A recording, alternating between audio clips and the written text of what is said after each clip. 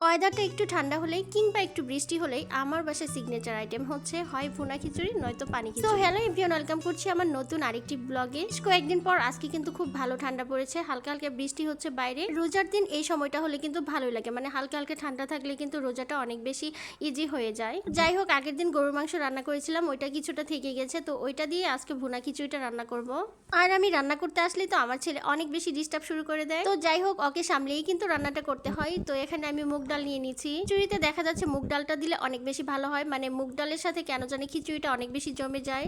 মুগ ডালটা আমি হালকা করে ভেজে নিব এভাবে। আবার আপনারা ভিজিয়েও রান্না করতে পারেন, বাট ভিজিয়ে রান্না করলে মুগ ডালটা একদমই গলে যায়, আর এভাবে হালকা একটু ভেজে নিলে কিন্তু এটা গলে না। তো মুগ ডালটা ভেজে নেওয়ার পরে আমি এখানে কড়াইয়ে পরিমাণ মতো তেল দিয়ে দিলাম। থেকে দেখা যাচ্ছে আবারও মাংস বের করলে প্রসেসিং করতে অনেক লেট হয়ে যাবে, তো আমি ভাবলাম যে আগের দিনের মাংস দিয়ে আজকে খিচুড়িটা রান্না করব।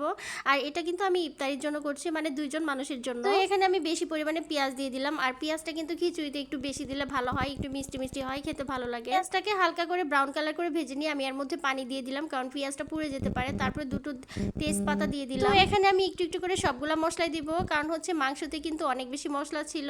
তো যাই হোক, আমি যেহেতু একটু খিচুড়ি রান্না করছি, তো আমি এত মশলা দিতে হবে না। কিশমিশ, সাদা এলাচ, দারুচিনি, হালকা মরিচের গুঁড়ো, হলুদের গুঁড়ো, আর হচ্ছে যে এইখানে আমি বিরিয়ানি মশলাটা দিয়ে দিলাম, একটু রসুনের পেস্ট আর হচ্ছে জিরা পেস্ট দিয়ে দিলাম। তারপরে কয়েকটা আলু ফালি করে নিয়েছি, দুইটা আলু।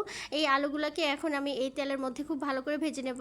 বাসায় একদমই টমেটো নেই, শেষ হয়ে গেছে, তার জন্য আমি একটু টমেটো সস দিয়ে দিলাম।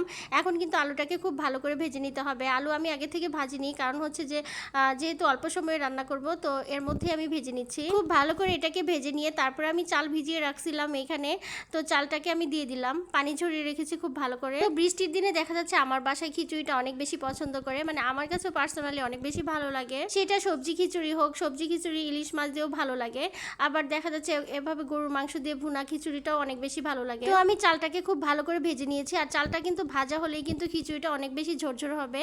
তারপরে যে মাংসগুলা আগে থেকে যাওয়া মাংসগুলো এখানে দিয়ে দিলাম, এইটাকে দিয়েও আবার খুব ভালো করে এটাকে ভেজে নেব। তারপরে আমি এখানে পরিমাণ মতো পানি দিয়ে দিলাম। আসলে ইফতারিরও অনেক আর বেশিক্ষণ নেই, তো যাই হোক এটাকে আমি রান্না করে নিলেই হবে, আর কিছুটা ফল ফ্রুটস কেটে নেব। এদিকে স্বর্গের আব্বুও বাসায় চলে আসছে, তো যাই হোক খিচুড়ি হতে হতেই দেখা যাচ্ছে ইফতারির টাইমটা হয়ে যাবে। আর এদিক দিয়ে আমি ফলগুলোও কেটে নিয়েছি, আর কিছুটা শরবত বানিয়ে নিয়েছি।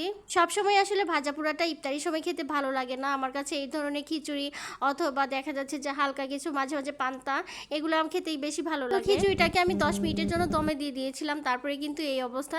তো এখন চুলার আঁচটাকে আমি মিডিয়ামে রেখে এটা চুলাতেই রেখে দিয়েছিলাম, দেন একদমই কিন্তু পারফেক্টভাবে খিচুড়িটা হয়ে গিয়েছে। খিচুড়িটা খেতে কিন্তু অসম্ভব মজার হয়েছিল, মানে খিচুড়িতে আলু দিলে কেন জানি অনেক বেশি ভালো লাগে, আর হচ্ছে যে মানে ঠান্ডা দিনে কেন জানি খিচুড়িটা অনেক বেশি ভালো লাগে। আর খিচুড়ির চালটাও কিন্তু অনেক ভালোভাবে পারফেক্টভাবে সেদ্ধ হয়ে গিয়েছে। তো এখন আমি প্লেটে বেড়ে নিচ্ছি, আর খিচুড়ি বাড়তে বাড়তে কিন্তু এদিক দিয়ে আজানও দিয়ে দিচ্ছিল। তো যাই হোক, রান্না করতে করতে একটু লেট হয়ে গেল। তো এরকম ধোয়া ওঠা খিচুড়ি খেতে কার ভালো লাগে বৃষ্টির দিনে অবশ্যই কমেন্ট করে জানাবেন। আরেকটা কথা, আমাকে যারা ভালোবাসেন আমি কিন্তু তাদেরকে অনেক বেশি ভালোবাসি। তো আজকের ব্লগটি এ পর্যন্তই। আল্লাহ হাফেজ।